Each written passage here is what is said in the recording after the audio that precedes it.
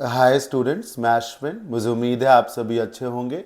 Phrasal verbs A to Z series का ये lecture number 8 है और आज के सेशन में हम अल्फ़ाबेट जी पे बेस्ड सारी इंपॉर्टेंट फ्रेजल वर्ब्स को डिस्कस करेंगे। पीडीएफ फाइल को ओपन कर लें। अगर अभी तक आपके पास पीडीएफ फाइल नहीं है तो आप एक तो इसे एप्लीकेशन में ही पीडीएफ नोट्स में जा करके फ्रेजल वर्ब्स इस फाइल को सर्च करें, डाउनलोड कर लें और उसे प्रिंट करा लें। दूसरा तरीका है टेलीग्राम चैनल को विजिट करें और इसी फाइल को यहाँ पर सर्च करें और डाउनलोड करा के प्रिंट करा लें। फिर भी अगर आप नहीं अरेंज कर पाते हैं तो आप इस व्हाट्सएप नंबर पे टेक्स्ट मैसेज करें और यहाँ से आपको सिर्फ इसी की ही पीडीएफ फाइल नहीं, जितना भी ग्रामर, वोकैब और कॉम्प्रिहेंशन का कंटेंट है, सारा का सारा पीडीएफ आपको इस नंबर पे मैसेज करने से प्रोवाइड करा दिया जाएगा। आइए क्लास को शुरू करते हैं। पहली फ्रेज है गेट अवे विद। आप फ्रेज का नंबर देखिए 142, विच मीन्स कि अभी तक पिछले 7 सेशंस में मिला करके अल्फाबेट ए से लेकर एफ तक हमने 141 फ्रेजल वर्ब्स पढ़ ली हैं, राइट। तो 141 के आगे हम आज अल्फाबेट जी पे बेस्ड जो भी फ्रेजल वर्ब्स हैं वो सब पढ़ेंगे। पहला फ्रेजल वर्ब है it is get away with. Gate away with का मतलब है कि आपने कुछ गड़बड़ तो किया लेकिन आप बच के निकल गए। You get away with something. तो कोई ऑफेंसिव काम आप करें, कुछ भी गलत करें, कोई भी अनलॉफुल एक्टिविटी में आप इन्वॉल्व हो लेकिन आपको पनिशमेंट ना मिले। क्यों? आपके चचा विधायक हैं या फिर कोई और रीजन हो, आप डॉन है। तो this is called to get away with, to avoid punishment और क्रिटिसिज्म डिस्पाइट बीइंग रॉन्ग, गलत होने के बावजूद। The criminals know how to play the system and get away with it. Criminals को मालूम होता है कि कैसे सिस्टम का, सब व्यवस्था का मजाक उड़ाना, उसके साथ खेलना है और गलत होने के बावजूद भी बच के निकल लेना। गेट अवे, जैसे रन अवे करते हैं आप, वैसे ही बच के निकल लेना। गेट ओवर, चीज़ जब गेट ओवर करती हैं तो होता नहीं कि एक खुमारी में आप हो, एक सेटबैक हुआ हो और आप लंबे समय से उसी से परेशान हो, फिर वो चीज़ ओवर हो जाए। गेट ओवर मतलब वो बादल हट जाएं, है ना। आप फिर से एक नई सुबह, नया सवेरा देखें। गेट ओवर मतलब एक दौर से जो अच्छा नहीं था, उस खराब दौर से फिर आप बाहर निकल आए। गेट ओवर, जैसे कि इंडिया वर्ल्ड कप हार गया, वी ऑल नो। 2-4 दिन तक तो हम सब इसी में ही परेशान रहे कि इंडिया वर्ल्ड कप हार गया। फिर उसके बाद लोगों ने मूव ऑन किया ना, वैसे गेट ओवर है। फिर इसका जो साया था वो हटा ना, इसको कहते हैं get over. Start feeling happy again after a setback. So over का मतलब क्या? इट्स ओवर मतलब हो चुका है, अब इट्स ओवर नाउ, अब उसकी बात नहीं करेंगे। तो you must get it over, खत्म करो इसको। तो start feeling happy again after a setback, एक झटके के बाद फिर से जब आप खुश महसूस करना शुरू करें। It took him months to get over his pet's death. किसी ने एक पेट पाल रखा था, अनफॉर्चुनेटली उसकी मौत हो जाती। अगर ऐसा हो तो फिर आदमी परेशान होगा ना, से लगाव हो जाता है। तो उसे काफ़ी समय लगा वो उस जो मामला था उससे बाहर निकलने में, है ना, काफ़ी समय लगा। Get after somebody, get after का मतलब होता है किसी के पीछे ही पड़ जाना। गेट आफ्टर समबडी, किसी को पकड़ के ही मारना, किसी को मना के ही मारना। अगर वो कोई क्रिमिनल है and you get after a criminal और you go after a criminal, दोनों का एक ही मीनिंग है। तो आप उसे पकड़ के ही मानेंगे। और अगर मान लीजिए कोई कोई फादर है आपके, फादर, तो अगर आप उन्हें गो आफ्टर करते हैं, गेट आफ्टर करते हैं, तो उन्हें मना के ही मानेंगे। उन्हें पकड़ के क्या मानेंगे, है ना। उन्हें मना के ही मानेंगे कि जैसे कि आपको कोई चीज़ लेनी है या किसी टूर पे जाना है और पेरेंट्स आर सेइंग नो, तो आप मनाओ उनको, एनी हाउ आप उन्हें मनाओ। This is called to go after या get after.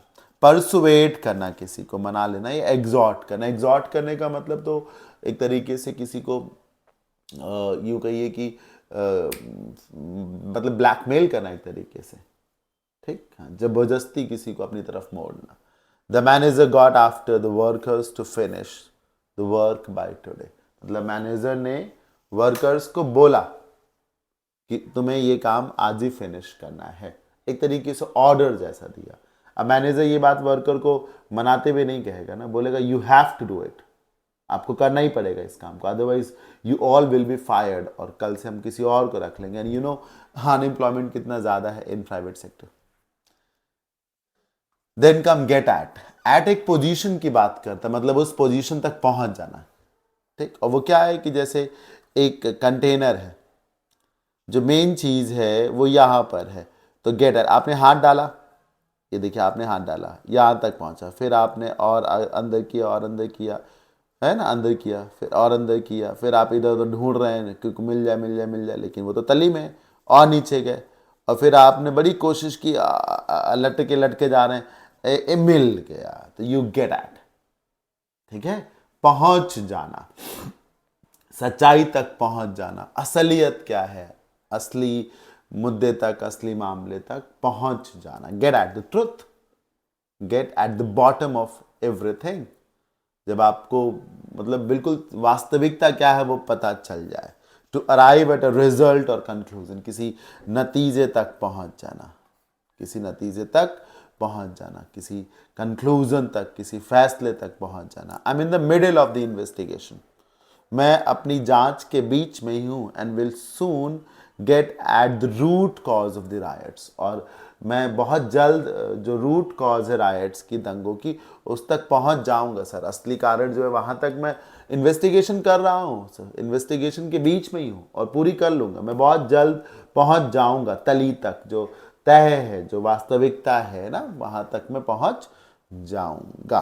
This is called to get at, पहुंच जाना। Get down to, a very simple but popular phrase. Get down to का मतलब होता है किसी काम में लग जाना, आप ऑफिस पहुंचे और काम करने लगे, so you get down to your work as soon as you reach office, ये आपकी हैबिट है। तो किसी काम में लग जाना, किसी भी, वो चाहे लिखने वाला काम हो, पढ़ने वाला काम हो, राइट, कुछ सुनने वाला काम हो, कैसा भी, कंप्यूटर पे काम करने वाला काम हो, तो वो गेट डाउन टू हो।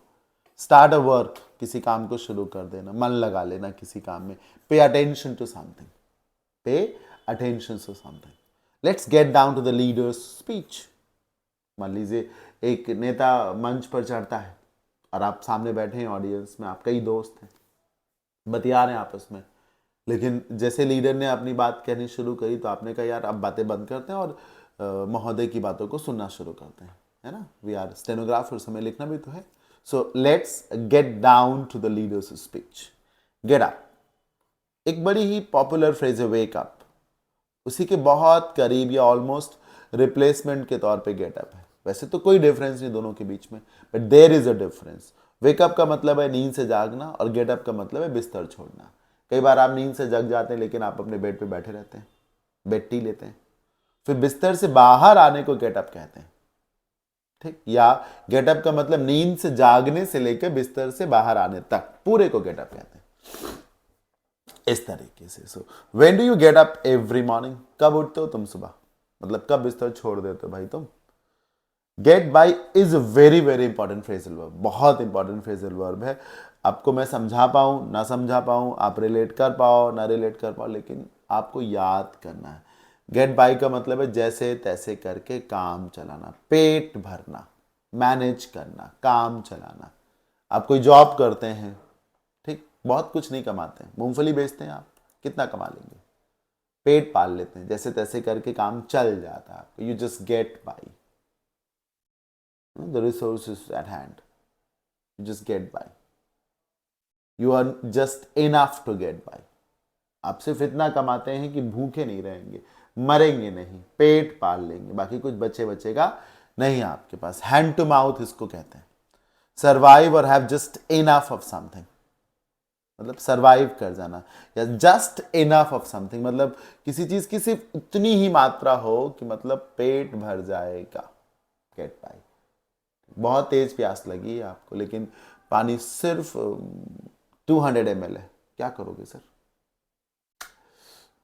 ठीक है, it's not enough to satiate my thirst but I get by, ठीक, काम चला लूंगा मैं, ठीक, मरता ना क्या करता। I am not a rich person, I just get by. कोई कह रहा है मैं एक अमीर आदमी नहीं हूं, मैं सिर्फ काम चलाता हूं, मैं सिर्फ जीवन यापन करता हूं, पेट पालने भर को कमा पाता हूं, गेट बाय। गेट बिहाइंड किसी के पीछे आना, बिहाइंड का एक मीनिंग तो इसे छिपना होता है। कौन है वहां झाड़ियों के पीछे, who is behind the bushes. कौन है गेट के पीछे, who is behind the gate. कौन है दीवार के पीछे, who is there behind the wall. एक छिपना हो गया, कम आउट, बाहर आओ, छिपना हो गया। Okay, don't worry, I am behind you, समर्थन देते, डरो नहीं, मैं हूं तुम्हारे पीछे, मैं हूं तुम्हारे पीछे। बोलते नहीं, there is a woman behind every successful man. हर सफल पुरुष के पीछे एक महिला का हाथ होता है। There is a woman too behind every unsuccessful man। तो खैर, लीव ऑल दिस। तो हर सफल पुरुष के पीछे एक महिला का हाथ होता है। ये पीछे का मतलब क्या है, सपोर्ट करने के तौर पे, ठीक है ना, समर्थन करना किसी को। So get behind, to believe और सपोर्ट, समर्थन करना, समर्थन करना। Her friends would always get behind Rachita. मतलब कहा जा रहा है कि रचिता के दोस्त हमेशा रचिता का सपोर्ट करते, they were always behind Rachita because they knew she was right. समर्थन करना, सपोर्ट करना। गिव अवे, दे देना, जो आपके पास है दूर कर देना अपने आप से। गिव मतलब देना, अवे मतलब दूर। जो आपके पास है वो दूसरे को दे देना। जैसे आपने एक भिखारी को 10 रुपए दिए ताकि वो कुछ खा सके।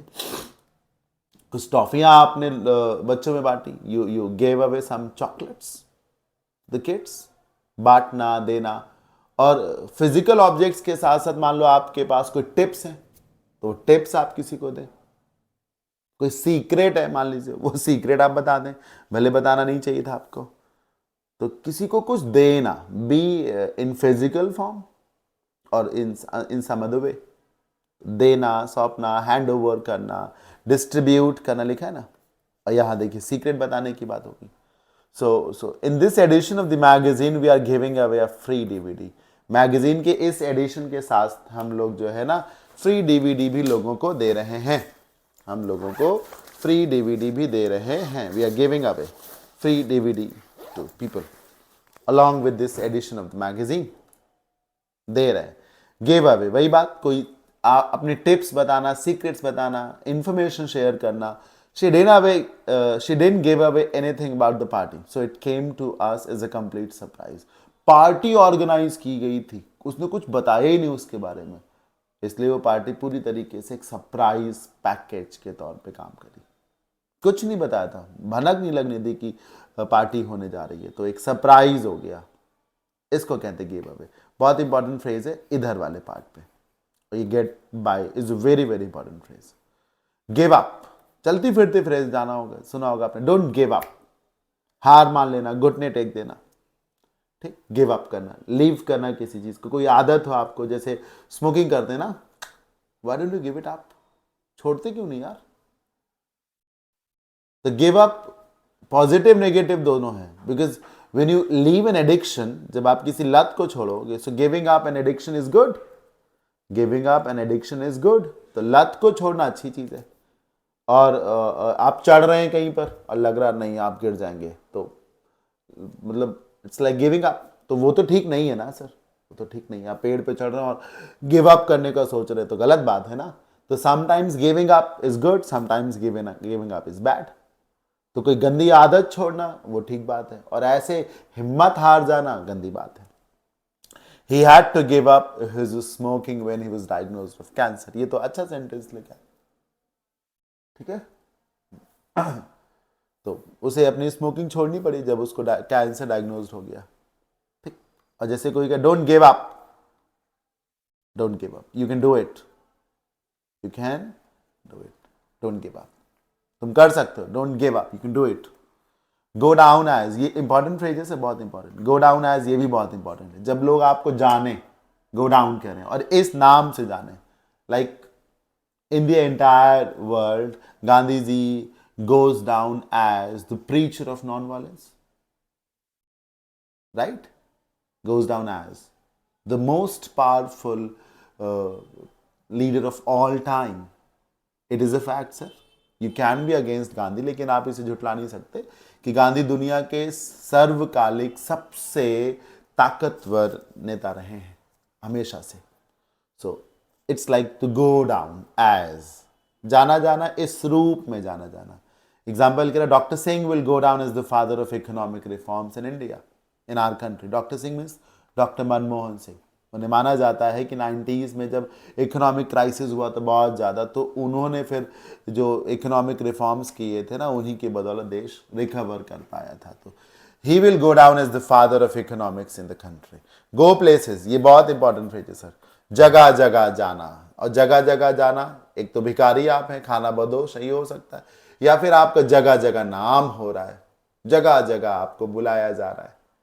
ठीक है, कुमार विश्वास जी को ले लीजिए, पूरे हिंदुस्तान का भ्रमण करे, राम जी की कथा सुना रहे, कृष्ण जी की कथा सुना रहे। तो it's like go places to become famous, to become popular all over. सब जगह जब आप फेमस हो जाए, प्रसिद्ध हो जाए, इसको कहते हैं to go places, become successful, famous हो जाना, प्रसिद्ध हो जाना।